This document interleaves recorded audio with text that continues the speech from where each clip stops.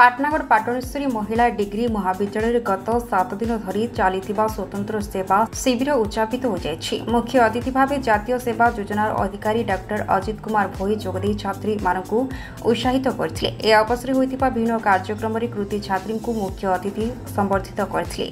कार्यक्रम रे महाविद्यालय अध्यक्ष अमिताभ ठाकुरंक सह समस्त अध्यापिका माने और छात्री माने उपस्थित थिले।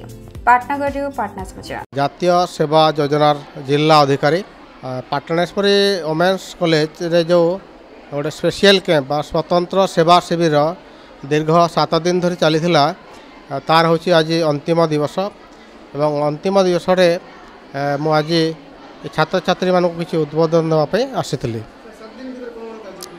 7 दिन मध्य मुख्यतः जो माननीय प्रधानमंत्री जो गोटे नारा अच्छी माँ के एक पेड़ माँ के नाम वृक्षरोपण कार्यक्रम तेणु मेगा प्लांटेशन ड्राइव रे माने सामिल होते एवं छात्री मानक द्वारा वृक्षरोपण कार्यक्रम करा जायछि।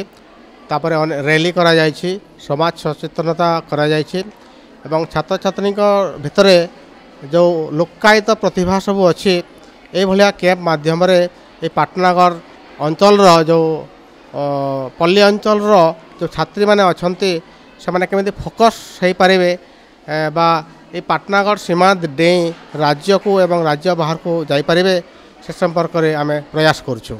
हाँ, निशामुक्त अभियान चली वृक्षरोपण चली अनेक समाज सचेतनतामूलक कार्यक्रम चली।